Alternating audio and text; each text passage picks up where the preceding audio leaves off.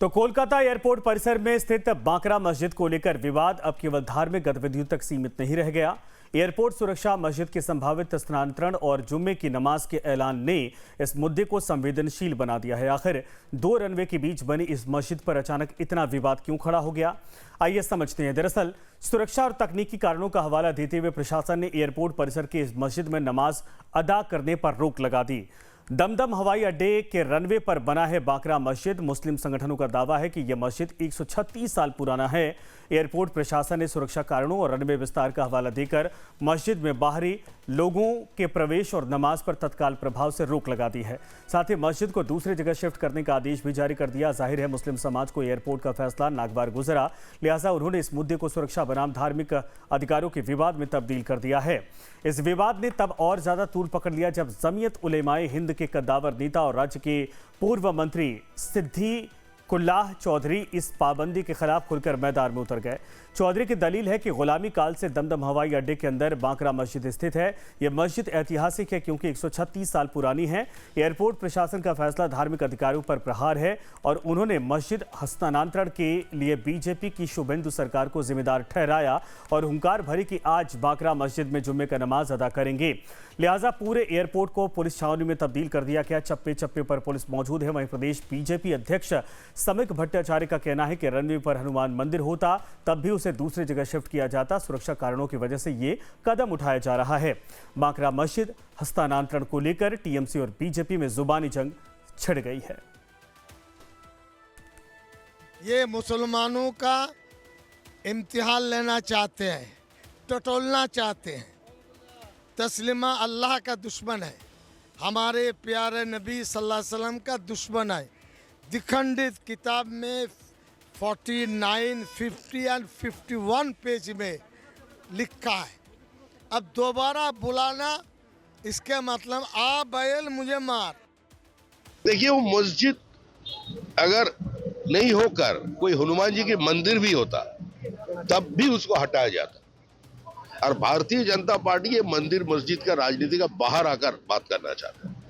सिर्फ सिद्दीकुल्लाह चौधरी और ऐसे जो बयानबाजी कर रहे हैं उसके लिए हम यही बोल रहे हैं कि आप हिंदुस्तान में, पश्चिम बंगाल में बाबर का सरकार नहीं है, तो जो कुछ करना है वो हमारा जो गृह मंत्री है पश्चिम बंगाल का शुभेंदु अधिकारी जी, उन्होंने कर देंगे। तो मस्जिद हस्तांतरण को लेकर बांकरा मस्जिद कमेटी के भीतर ही दो फाड़ हो गया। कमेटी का एक धड़ा इस बात पर राजी है कि सुरक्षा को देखते हुए मस्जिद को कहीं और स्थानांतरित किया जाए, यानी शिफ्ट कर दिया जाए, जबकि दूसरा धड़ा इसके खिलाफ है।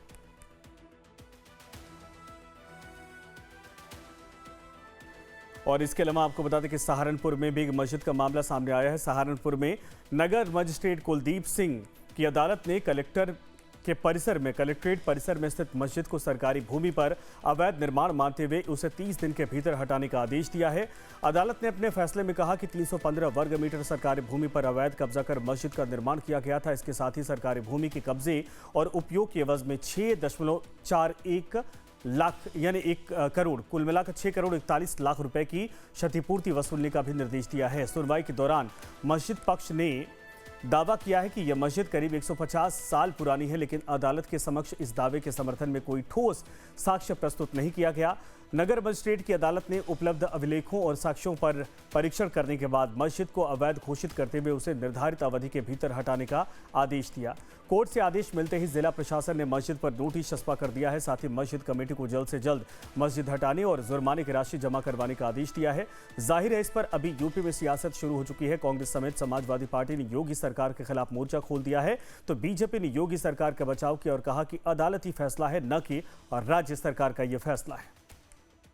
मंत्री माननीय योगी आदित्यनाथ जी को लखनऊ में मिलकर और पूरे प्रकरण से अवगत कराया था और मुख्यमंत्री कार्यालय ने पूरे मामले की जांच करते हुए कार्रवाई का निर्देश स्थानीय प्रशासन को दिया था और उस प्रकरण की जांच हुई। जो आरोप लगाए गए थे वो आरोप मेरे सही पाए गए और उसके बाद प्रशासन ने एक पीपी एक्ट में एक वाद जिला नगर मजिस्ट्रेट न्यायालय में यह दायर किया और गवाहों के साक्ष्यों के आधार पर इस मस्जिद को आज पूरी तरह से अवैध पाया गया। 315 वर्ग मीटर में ये संभवतः मस्जिद उस स्थान पर बनी हुई है। देखिए, सरकारी भूमि कैसे हो गई वो? वो ज़मीन यहाँ के पठानपुरा के लोगों की।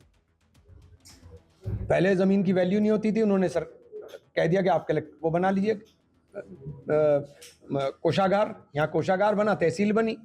जो जुडिशियल प्रोसेस है वो भी पूरा नहीं कर रहे हो आप। तो ये किसी भी सूरत में मैं समझता हूं कि बेहतर चीज नहीं है, कावड़ का साइन है। जो सरकार की मंशा होती है अधिकारी वैसे ही काम करते हो। सिटी मजिस्ट्रेट कोर्ट वो सरकार के निर्देशों का ही पालन करती है। अगर सरकार जो है जो उसकी मंशा होती है उसके अनुरूप ही अधिकारी काम करते हैं। दरअसल ये मामला तब सामने आया जब बजरंग दल के पूर्व प्रांत संयोजक विकास त्यागी ने वर्ष 2024 में शिकायत दर्ज करवाई। शिकायत में आरोप लगाया गया कि सरकारी भूमि पर अवैध कब्जा कर मस्जिद का निर्माण किया गया। साथ ही परिसर में बने डाकघर और अन्य कमरों का भी किराया मस्जिद समिति की ओर से वसूला जाता रहा है। शिकायत के बाद जिला प्रशासन ने मामले की जांच करवाई और 16 अप्रैल 2025 को नगर मजिस्ट्रेट की अदालत में वाद दाखिल किया गया। मामला खसरा संख्या 539 पठानपुरा स्थित कलेक्ट्रेट कचहरी परिसर की 315 वर्ग मीटर भूमि से संबंधित था। जांच और लंबी सुनवाई के बाद नगर मजिस्ट्रेट कुलदीप सिंह ने कलेक्ट्रेट परिसर में मस्जिद हटाने का निर्देश जारी कर दिया है।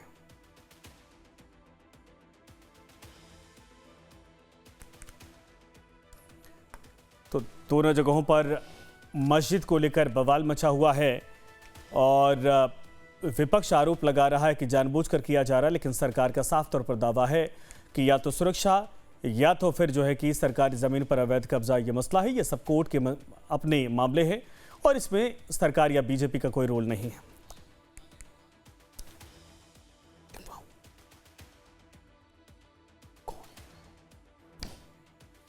तो हमारे साथ हाजी नाजिम खान मुस्लिम स्कॉलर जुड़ गए हैं। खान साहब स्वागत है आपका। और विष्णु दास हमारे साथ हिंदू धर्म गुरु हैं। विष्णु दास जी आपका भी बहुत बहुत स्वागत है। आप दोनों लोगों का स्वागत है। खान साहब शुरुआत में आपसे ही करना चाहूँगा, क्यों आप लोगों को लगता है, पहले मैं पश्चिम बंगाल वाले मसले पर बात करूँगा जो दमदम एयरपोर्ट पर है, वहाँ पर सुरक्षा को लेकर मसला है। 2 स्ट्रिप के बीच में मस्जिद वहाँ पर मौजूद है, दरगाह वहाँ पर मौजूद है। वो अगर नहीं हटाया जाता तो वाकई में खतरा है, क्योंकि लोग भी वहाँ पर आते हैं अरदास करने या फिर भीड़ भाड़ भी होती है। क्यों आप लोगों को लगता है कि ये जो है कि सरकार और शुभेंदु अधिकारी सरकार इस मामले पर अड़ंगा डाल रही है? हाँ, देखिए अभी आपने पश्चिम बंगाल की बात करी, तो पश्चिम बंगाल के अंदर जिस तरीके से एयरपोर्ट के अंदर वो मस्जिद है, आज से पहले तो कभी कोई दिक्कत परेशानी नहीं हुई, लेकिन जैसे ही वहां सरकार चेंज हुई है तो वहां परेशानी का सामना आने चालू हो गया है। जब तक ये सरकार नहीं बनी थी तो वहां किसी को भी परेशानी नहीं थी, किसी ने अपनी आपत्ति दर्ज नहीं कराई थी। 134 साल पुरानी मस्जिद है और जब उस मस्जिद को लेकर अब यहाँ पर अगर ये कह देना कि जी हाँ यहाँ पे तो सुरक्षा को लेकर भी, तो पहले भी तो सुरक्षा होती थी, पहले भी तो सारा ध्यान रखा जाता था, लेकिन अब सिर्फ और सिर्फ मस्जिद मदरसे सिर्फ और सिर्फ यही निशाने पे। अभी आपको पता है कि उत्तर प्रदेश के अंदर बनारस के दाल मंडी के अंदर जब चौड़ाकरण हुए थे वहां के, तो वहां मस्जिदों को भी हटाया गया था, तो किसी मुस्लिम समाज के व्यक्ति ने नहीं के, लेकिन हाँ एक 200 साल पुरानी उत्तर प्रदेश के अंदर मस्जिद थी, ये कह के भी हाँ देखिए ये रेलवे की जमीन पर। और जबकि भारत के अंदर रेलवे का निर्माण कितना हुआ था, 1853 ईस्वी में भारत के अंदर रेल चालू हुई थी। तो अब बता दीजिए, जब वो 200 साल पुरानी मस्जिद है, 200 साल पुरानी मस्जिद को वहां पर इसलिए तोड़ दिया गया कि भी ये रेलवे की जमीन पे। तो जब अगर ये सारी बातें यही रहेंगी तो संजय जी तो देश के अंदर चलेगा क्या? आखिर मस्जिदों को ही क्यों इधर उधर शिफ्ट करने के या उनको हटाने की कवायद चालू हो रही है? कहीं ना कहीं हम लोगों को भी ये लग रहा है कि ये हमारी मस्जिदें मदरसे ये सब निशाने पे, आखिर ये कब तक निशाने पर रहेंगे?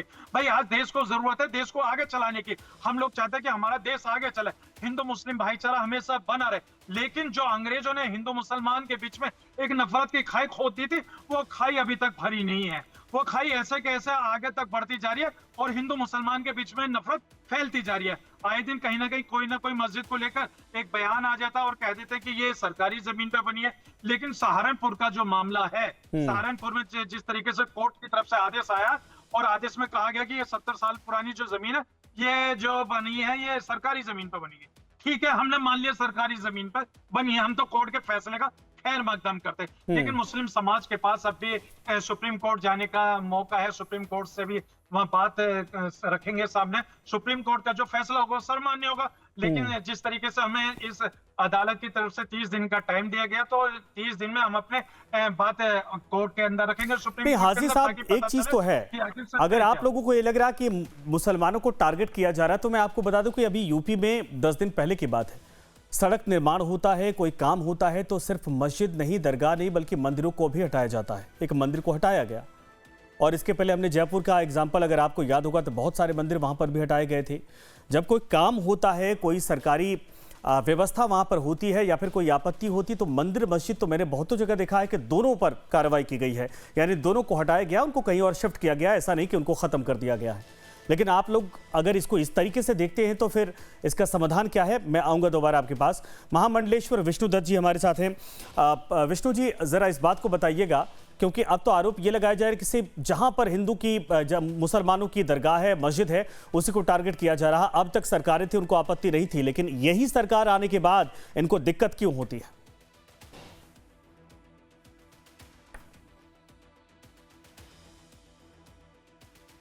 महाराज जी, आपकी आवाज नहीं आ रही है, अनम्यूट कर लीजिए।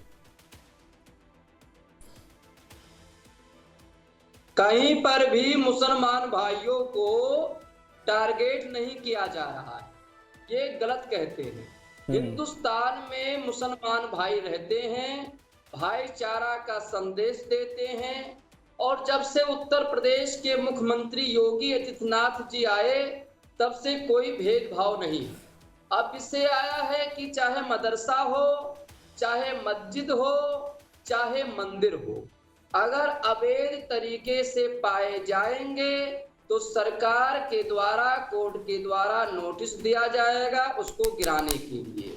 तो सभी मुसलमानों को कानून का पालन करना चाहिए, हिंदुस्तान में रहते हैं, भाईचारा का संदेश देना चाहिए। ये नहीं कहना चाहिए कि मुसलमान भाइयों को केवल टारगेट करते हैं, मुसलमान भाइयों के मस्जिद तोड़ रहे हैं, घर तोड़ रहे हैं, बुलडोजर चल रहा है, इस तरीके से नहीं बोलना चाहिए। अगर इस तरीके से बोलते हैं तो हमारे मुसलमान भाई के जो बच्चे हैं, नवयुवक हैं, उनके दिमाग में, उनके विचार में गलत असर पड़ सकता है। इसीलिए आप तो बड़े भाग्यशाली हैं जो हिंदुस्तान में रहने का अधिकार मिला है, मगर आप अपने खुदा को मानते हैं, अल्लाह को मानते हैं, बहुत अच्छी बात है, क्योंकि ईश्वर को किसी भी रूप में आप मान सकते हैं। ईश्वर का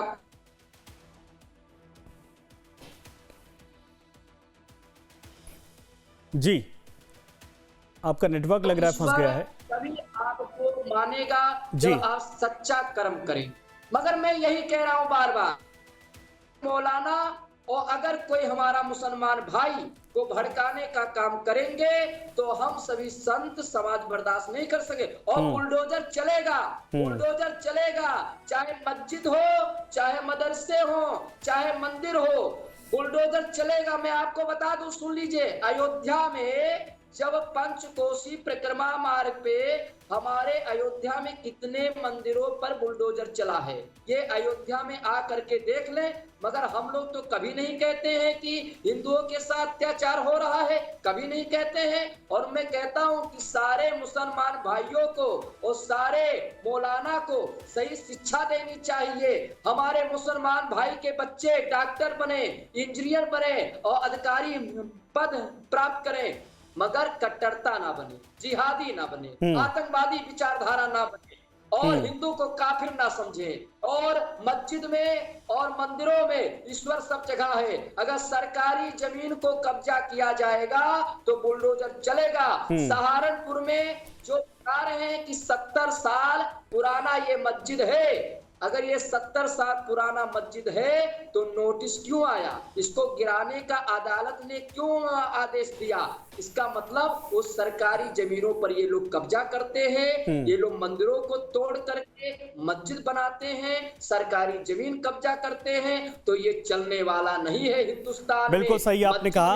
और वैसे भी आपको बता दें कि सुप्रीम कोर्ट ये कहता है कि सार्वजनिक सड़कों, फुटपाथों और सरकारी भूमि पर किसी भी धर्म का अतिक्रमण स्वीकार नहीं किया जाएगा। यह सुप्रीम कोर्ट का वर्डिक्ट बहुत पुराना है। प्रशासन को कानून के अनुसार कार्रवाई करने का अधिकार है और जिस airport दमदर airport Netaji Subhash Chandra airport के जिक्र किया जा रहा है, तो वर्षों से विस्तार का इस तरीके से प्लान था। देखिए, अब महामंडलेश्वर भी कह रहे हैं कि अगर ऐसा होगा तो भाई हम भी तैयारी उस बात को लेकर करेंगे। आप लोग माहौल खराब करने की कोशिश कर रहे हैं, लेकिन अगर आप संविधान को मानते हैं, आप सुप्रीम कोर्ट के वर्डिक्ट को मानते हैं, तो संविधान भी कहता है, संविधान के अनुच्छेद 25 में साफ तौर पर है कि सार्वजनिक धार्मिक आज़ादी का अधिकार है, लेकिन सार्वजनिक जगह है, स्वास्थ्य सेवाओं को लेकर और तमाम जो सरकारी सिस्टम है इसको लेकर वहां पर आपको किसी भी तरीके से आज़ादी नहीं मिलती है। वहां पर जो सरकारी नियम है उसके आधार पर चलना होता है और वही सरकारी तरीके से किया भी जा रहा है।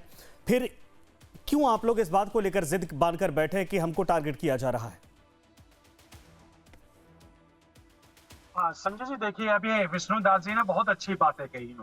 इन्होंने कहा कि ईश्वर सब जगह मौजूद है, अल्लाह सब जगह मौजूद है, चाहे वो मस्जिद हो या अन्य धार्मिक स्थल हो, सब जगह मौजूद है। बिल्कुल विष्णुदास जी की मैं बात से बड़ा सहमत हूँ। अब विष्णुदास जी ने एक बात और कही कि भाई यहाँ देखिए, भारत के अंदर आपको रहने दीजिए जा रहा है। तो मैं इनको बता दूं, विष्णुदास जी को अल्लाह का शुक्र अदा करता हूँ कि मैं भारत के इस पाक सरजमी पे पैदा हुआ और इंशाल्लाह बड़ा फक्र महसूस करता हूँ कि हाँ, मैं भारतीय हूँ, भारत के अंदर पैदा हुआ हूँ। जब मैं मुल्क अगर मैं सऊदी अरब जब हज करने के लिए गया था तो मैंने कहा कि मैं भारतीय हूँ, बड़े फक्र से मैंने वहां पे कहा। और मुझे बड़ी खुशी होती है जब अपने आप को सबके सामने पेश करता हूँ कि एक भारतीय नौजवान आया है सऊदी अरब के अंदर हज करने के लिए, बड़ा फक्र महसूस होता है। और रही बात ये, अभी आपने कहा कि चाहे सरकारी जमीन पे मंदिर हो या मस्जिद हो, वो हटाने चाहिए। बिल्कुल आपकी बात से सहमत हूं। अभी दिल्ली के अंदर एक रोहिणी क्षेत्र है, वहां पे आरटीआई डली थी, 234 धार्मिक स्थल अवैध पाए गए महाराज, जिसमें पता है अगर आंकड़ा कितना है, 229 मंदिर है, 5 मस्जिद है। अब बताइए, 234 धार्मिक स्थलों में 229 मंदिर है, 5 मस्जिद है, इस पे आप क्या कहेंगे? ये तो दिल्ली रोहिणी के एक छोटा सा क्षेत्र है, वहां की बात है। और रही बात ये यहाँ पर कि जिस तरीके से कोर्ट का भी फैसला आया है, कोर्ट ने 30 दिन का टाइम दिया, तो देखिए हम लोग कोर्ट पे पूर्ण रूप से विश्वास करते हैं, कोर्ट की हर बात मानते हैं। नहीं, वो तो अधिकार है आपका, वो जाइए, यही तो आज़ादी है, यही तो सुप्रीम कोर्ट, हाई कोर्ट और भारतीय संविधान देता है। ठीक है, मैं आता हूं सर दोबारा, आपके पास थोड़ा समय है इसलिए आपका जवाब ले लेते हैं। महामंडलेश्वर जी, इसका जवाब दीजिए। कह रहे कि भाई आप लोग ये जो कह रहे हैं कि भाई भारत में रहने का अधिकार दिया जा रहा है, यही बड़ी बात है, अब उसका तो वो काउंटर कर रहे हैं। देखिए, भारत में अगर सब रह रहे हैं तो कानून और संविधान का पालन करना चाहिए, फॉलो करना चाहिए। मगर ये कहीं पर दंगा करना, नफरत फैलाना, मुसलमान भाइयों को भड़काना, ये गलत है। मस्जिद हो, मंदिर हो, मदरसे हो, गुरुद्वारा हो, अगर अवैध पाए जाते हैं, सरकारी जमीन पे कब्जा है, तो वह सरकार, सुप्रीम कोर्ट, कानून के द्वारा अगर कोई नोटिस मिलता है उसको गिराने के लिए, तो उस पर किसी भी मौलाना को, किसी भी मुसलमान भाई को, किसी भी हिंदू धर्म गुरु को, और चाहे कोई भी धर्म गुरु को इस तरीके से नहीं बोलना चाहिए। और देखिए, सबको यहाँ एक कानून है और कानून के दायरे में सबको रहना चाहिए। मैं आपको बता दूं, कितने मंदिर तोड़े गए, कितने मस्जिद तोड़े गए, कितने गुरुद्वारा तोड़े गए, मगर जहां पर अवैध पाए गए वहीं पर बुलडोजर का एक्शन हुआ। मगर कुछ ऐसे मौलाना है, मैं मौलाना कहूं कि ना कहूं मुझे शर्म आता है,